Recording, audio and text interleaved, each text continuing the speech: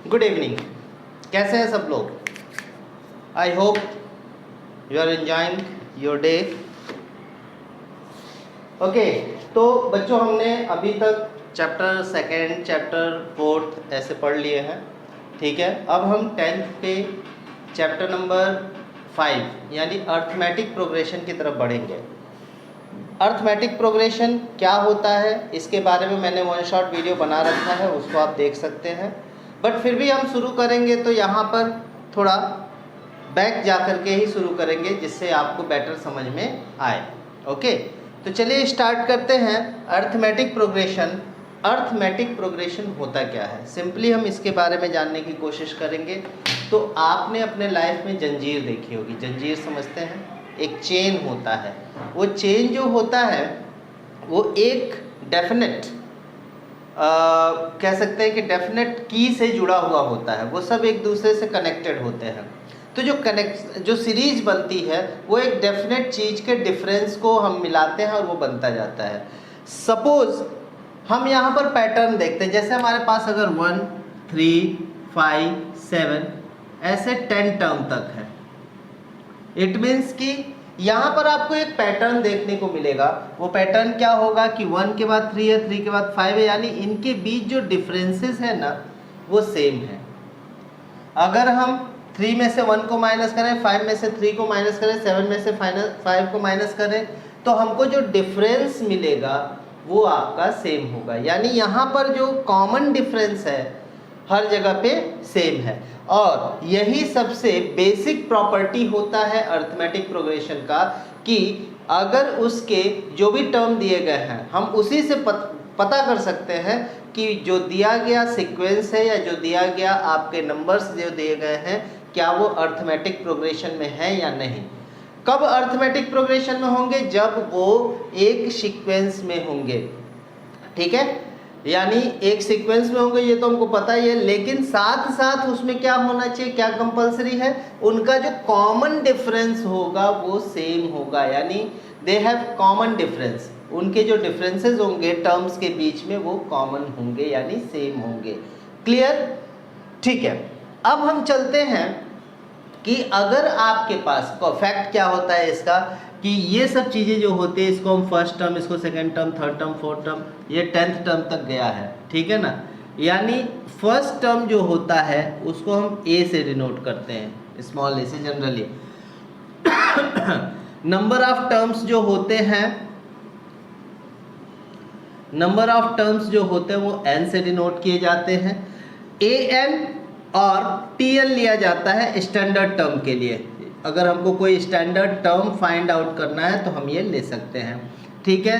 उसके बाद डी जो होता है वो कॉमन डिफरेंस होता है, ये हमको इम्पोर्टेंट, हमारे लिए बहुत ही इम्पोर्टेंट है, तो ये कॉमन डिफरेंस होता है, ठीक है। ये सारी चीज़ें हम कर लेते हैं। अब देखिए इसके बाद कुछ फार्मूले होते हैं, केवल आपको टर्म अगर फाइंड करना है, जैसे 10th टर्म होता क्या है कि अगर आपको 1, 3, 5, 7 है, 7 के बाद अगला टर्म फाइंड करना हो तो आप 9 बता सकते हो, आगे वाला पता करना हो तो 11 बता सकते हो। लेकिन कभी कभी ऐसा हो जाता है कि 100th नंबर पे कौन सा टर्म आएगा, तो अब क्या आप जोड़ने बैठोगे, गिनने बैठोगे, ऐसा तो पॉसिबल है नहीं। तो उसके लिए एक फार्मूला क्रिएट किया गया और उसके लिए एक फार्मूला दिया गया है। सिंपली वो फार्मूला होता है, अगर आपको स्टैंडर्ड टर्म निकालना है, जनरल टर्म निकालना है, तो A N is equal to होता है A plus N minus 1 into D. ये फार्मूला बनता है आपका, ठीक है। तो ये आपका एक फार्मूला बन जाता है। जैसे सपोज अगर आपको कोई क्वेश्चन निकालना, जैसे मान लीजिए आपको कहा जाए कि सबसे पहले अर्थमेटिक प्रोग्रेशन आपको समझना है कि होता क्या है। जैसे आप आइडेंटिफाई कैसे करोगे, तो ये आपका मेन फार्मूला है। अगर लास्ट टर्म आपको देखना है तो लास्ट टर्म भी A plus N minus 1 into D ही होता है, ठीक है ना। अब n निकालना है तो इसी को आप इधर उधर करके निकाल सकते हैं, ट्रांसपोज करके। ओके, पहले ये नोट कर लीजिए फिर आगे हम बढ़ते हैं। ओके, तो हमारा क्वेश्चन है कि आपको आइडेंटिफाई करना है, कोई भी क्वेश्चन दिया गया है उसमें आपको ये बताना है कि क्या वो अर्थमेटिक प्रोग्रेशन में है कि नहीं है, ठीक है। अगर है तो यस करना है, लेकिन हमको कैसे पता चलेगा, तो हमको उसके लिए क्या बनाना पड़ेगा, जो ये दिया गया है उसके लिए सीक्वेंस तैयार करनी पड़ेगी। अगर वो सीक्वेंस कॉमन डिफरेंस देता है तो हमारा वो क्या होगा, वो एक अर्थमेटिक प्रोग्रेशन होगा। अगर वो कॉमन डिफरेंस नहीं बनाएगा तो वो अर्थमेटिक प्रोग्रेशन नहीं होगा। अगर वो कॉमन डिफरेंस नहीं देगा तो अर्थमेटिक प्रोग्रेशन नहीं होगा। ठीक है, तो चलिए let's see here the taxi fare after each kilometre when the fair is ₹15। देखिए टैक्सी फेयर जो है ना आफ्टर ईच किलोमीटर, यानी हर किलोमीटर के बाद, ठीक है ना, 1 किलोमीटर का आपको दिया गया है, उसके बाद जो है हर किलोमीटर में for the first kilometre is ₹15, पहले किलोमीटर के लिए ₹15 है, बाकी उसके बाद जो है हर किलोमीटर पे ₹8 बढ़ जा रहा है किराया। टैक्सी है, टैक्सी वाला बोलता है कि मैं 1 किलोमीटर तक तो ₹15 में ले जाऊंगा, लेकिन उसके बाद जो भी आपका किलोमीटर बढ़ेगा उसके हर किलोमीटर पे मैं ₹8 आपसे एक्स्ट्रा एडिशनल चार्ज करूंगा। तो क्या यह एक जो है आपका अर्थमेटिक प्रोग्रेशन बन रहा है? अगर हाँ तो ठीक है, लेकिन पता कैसे करेंगे उसके बारे में हम बात करते हैं। तो देखिए फेयर फॉर 1 किलोमीटर उसको हम T1 से शो करेंगे, या A1 भी लिख सकते हैं, आपकी मर्जी। तो T1 कितना है, ₹15। अब T2 क्या होगा, 15 के बाद आपका कितना हो जाएगा, ₹8 आपका 15 प्लस 1 किलोमीटर का ₹8, यानी ये हो जाएगा T2 आपका ₹23। T3 क्या होगा, 15 प्लस 2 इंटू 8 हो जाएगा। ठीक है, तो ये कितना बन जाएगा आपका, ये आपका बनेगा देखिए कितना हो जाएगा, T2 A प्लस 8 हो गया, A प्लस 16 हो गया, हम अब बना सकते हैं तो ये 31 हो जाएगा। ठीक है, T4 कितना हो जाएगा, 15 प्लस 3 इंटू 8 हो जाएगा। ठीक है, तो ये आपका कितना हो जाएगा, 39 हो जाएगा, 39। ओके, अब हम यहाँ पे देखेंगे जो हमको मिल रहा है T1, T2, T3, ये जो नंबर्स मिल रहे हैं क्या वो हमको कॉमन डिफरेंस दे रहे हैं? तो नाउ अगर हम देखें तो 15, 23, 31, 39 एंड सो ऑन आपके नंबर्स बन रहे हैं।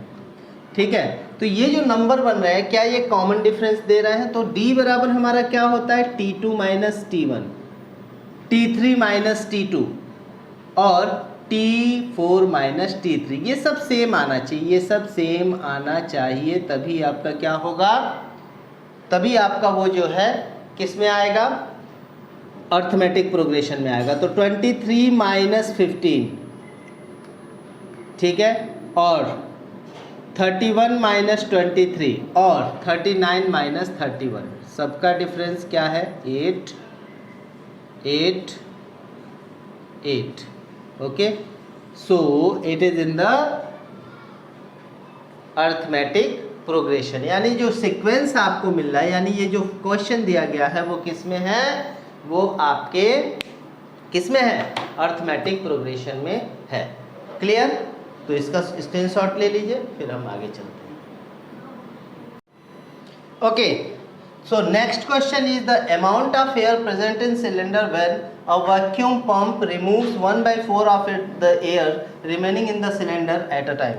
कहने का मतलब ये है कि एक आपका सिलेंडर है, उसमें कुछ हवा भरी गई है, वो हवा जब किसी वैक्यूम पंप से कनेक्ट किया जाता है, वैक्यूम पंप से कनेक्ट किया जाता है, तो वो एक बार में 1/4 पार्ट एयर उसमें का बाहर निकाल देता है। तो हर बार अगर वो पंप निकाल रहा है तो कंटिन्यूसली अगर वो निकाल रहा है तो क्या जो एयर की क्वांटिटी है निकलने वाली वो आपकी अर्थमेटिक प्रोग्रेशन में होगी कि नहीं होगी, ये आपको बताना है। ओके, तो समझिए कि let the total air in the total amount of the air in cylinder is equal to x। ठीक है ना, let total amount of air in cylinder be x। अब एक बार अगर पंप को हम उसमें यूज करते हैं तो पंप आउट कितना हो जाता है, air removed in first time, air remove in first, आप लिख सकते हैं फर्स्ट स्ट्रोक, क्या हो जाएगा फर्स्ट स्ट्रोक में, x का 1/4 यानी x/4। ओके, इतना आपने वो कर लिया। तो बचा कितना, एयर लेफ्ट कितना हो जाएगा, air left in after first stroke कितना हो जाएगा, x माइनस x/4 यानी 3x/4। अब इसका 1/4 फिर से निकलेगा। सेकेंड स्ट्रोक में क्या होगा, इन सेकेंड स्ट्रोक 3x का 1/4 यानी 3x का 1/4 करेंगे यानी 3/16 हो जाएगा, 3x/16। अब एयर जो है कितना बचा उसमें, ये भी हमको देखना है। तो air left after second stroke कितना बचा आपको ये देखना है। तो 3x/4 माइनस 3x/16, तो ये कितना हो जाएगा आपका 3x/4, तो 4 और 16 का एलसीएम 16 ही होगा। ओके, यहाँ पे हो जाएगा 12x माइनस 3x यानी 9x/16, ये आपका बचेगा। फिर आप इसका एक बार और निकालेंगे इसी तरीके से, तो आपको मिलेगा सेम, इसका भी 1/4 करेंगे तो कुल आपको मिलेगा रिमेन करके, मैं डायरेक्टली लिख रहा हूँ 27x/64, ये 3। तो आपका सीक्वेंस क्या बन रहा है, यहाँ पे ध्यान दीजिएगा, सीक्वेंस बन रहा है आपका x/4, 3x/4 एंड x/4 और 9x/16 बचा होगा, 9x/16 सेकेंड स्ट्रोक में, x हुआ, x/4 हुआ, 3x/4 हुआ, ठीक है, x/4, 3x/4, 9x/16, 27x/64 and so on. ठीक है, अब हम क्या करेंगे, इसका डिफरेंस निकालेंगे। तो यहाँ पे हमने देखा कि d इज इक्वल टू क्या होगा, t2 माइनस t1 यानी 3x/4 माइनस x/4 यानी 2x/4, तो x/2 आएगा। ओके, अब हम क्या करेंगे, 9x/16 माइनस 3x/4 करेंगे, तो यहाँ पे भी आपका क्या हो जाएगा 16 और 9x माइनस 12x, तो ये कितना हो जाएगा माइनस 3x/16। तो क्या आपका ये वैल्यू और ये वैल्यू आपस में इक्वल है, d की वैल्यू तो इक्वल आ नहीं रही है, यानी हम लिखेंगे x/2 is not equal to minus 3x/16। So जो दिया गया आपका इक्वेशन है या जो आपका प्रोग्रेशन बन रहा है, जो सीक्वेंस बन रहा है, वो अर्थमेटिक प्रोग्रेशन में नहीं है। ओके, चलिए, तो देखिए बच्चों, अभी आपको आज मैंने क्वेश्चन फर्स्ट के 2 पार्ट बताए हैं। ठीक है, ये दोनों पार्ट आप अच्छे से तैयार कर लीजिए, फिर मैं नेक्स्ट वीडियो में आपसे मिलूंगा। और जो लोग नए हैं प्लीज़ हमारे चैनल को सब्सक्राइब कर लें, शेयर लाइक ज़रूर करें, और उम्मीद यही है कि आप ये सब चीज़ें जो भी मैं आपको बता रहा हूँ इसको ज़्यादा से ज़्यादा लोगों तक पहुँचाएंगे। Thank you for being with us, और फिर मिलेंगे आपसे नेक्स्ट वीडियो में। तब तक के लिए धन्यवाद। जय हिंद, जय भारत।